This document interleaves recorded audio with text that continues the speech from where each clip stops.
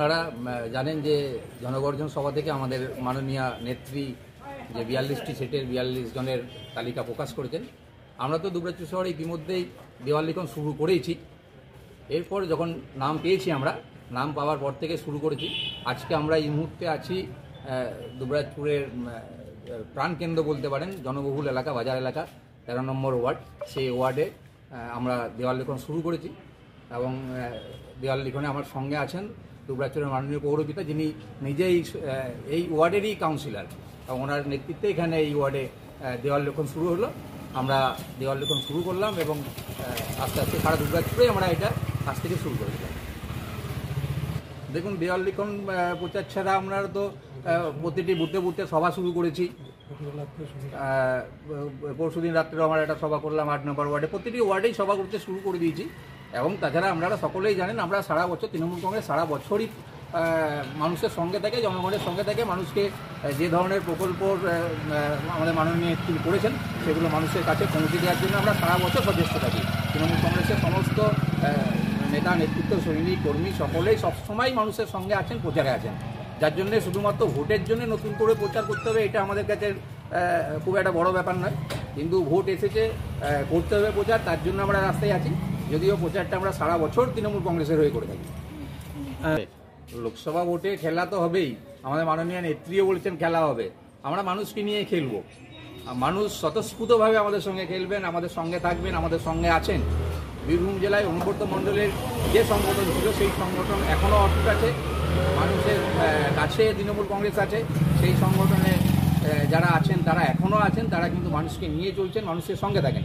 যার ফলে খেলা যেমন ছিল, যেমন মাননীয় নেত্রী বলেছেন, যেমন আমার নেতা অনুব্রত মণ্ডল বলেছিলেন খেলা হবে, সেইভাবেই কিন্তু সামনের ভোটে ভোট হবে।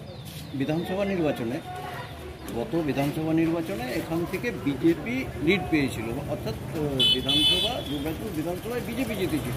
এবার কি আশা করছেন? দুবরাজপুর বিধানসভায় বিজেপি লিড পেয়েছিল, কিন্তু দুবরাজপুর শহরে বিজেপি লিড পায়নি। দুবরাজপুর শহরে কিন্তু তৃণমূল কংগ্রেসের লিড ছিল। যে দুটি ব্লক ছিল সেই ব্লকে লিড পাওয়ার জন্য বিজেপি জিতেছিল। কিন্তু এই মুহূর্তে পরিস্থিতি আলাদা, মানুষ কিন্তু ভুল বুঝতে পেরেছেন। কারণ বিজেপির যিনি এখানে জিতে গেলেন তার থেকে কিন্তু বিন্দুমাত্র উপকার এই এলাকার মানুষজন পান না। যা পাশে দাঁড়ানোর যেটা কথা সেটা তৃণমূল কংগ্রেস করে আসছে, যা মানুষকে সুখে দুঃখে থাকার কথা সেটা তৃণমূল কংগ্রেস করছেন। বিজেপির যে এমএলএ আছেন তাকে কিন্তু এই ইলেকশনের সময় হয়তো আমরা তাকে দেখবো, তাছাড়া কিন্তু সারা বছর ধরে দেখা যায় না। যার জন্য আমরা আশা করছি যে তৃণমূল কংগ্রেসের যে আমাদের মাননীয় নেত্রীর মনোনীত যে প্রার্থী আছেন শতাব্দী রায়, মাননীয় শতাব্দী রায়, উনি কিন্তু বিপুল ভোটে এই বিধানসভা লোকসভা থেকে জয়ী হবেন। আমাদের দুবরাজপুর বিধানসভা থেকে ওনার লিড থাকবে, শহর থেকে তো থাকবেই এবং ব্লক অঞ্চল থেকেও থাকবে। দুবরাজপুর শহর তৃণমূল কংগ্রেসের নেতৃত্বে আমরা গত 10 তারিখ, যেটা কলকাতার বুকে মাননীয় মুখ্যমন্ত্রী তথা সর্বভারতীয় তৃণমূল কংগ্রেসের নেত্রী মমতা ব্যানার্জি, সর্বভারতীয় সাধারণ সম্পাদক তৃণমূলের অভিষেক ব্যানার্জি যে 2024 লোকসভা ভোটে দামামা বাজিয়েছে, তার ফলস্বরূপ আমরা কাল 11 তারিখ থেকে অর্থাৎ 10 তারিখে কলকাতায় প্রচার বা জনগর্জন সভা হওয়ার পরেই আমরা কিন্তু প্রচার শুরু করে দিচ্ছি।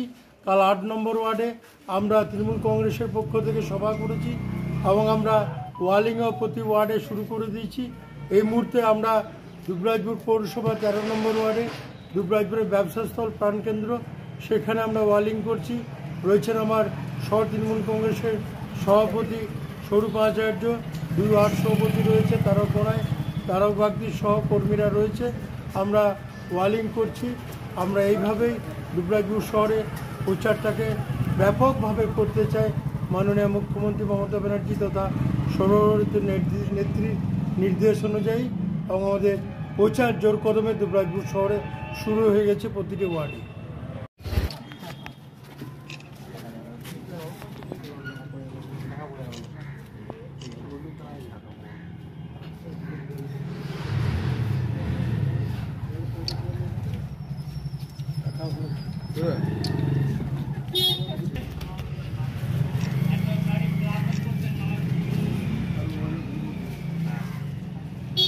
লাল করে দিলি ওইটা দিচ্ছে ভাই।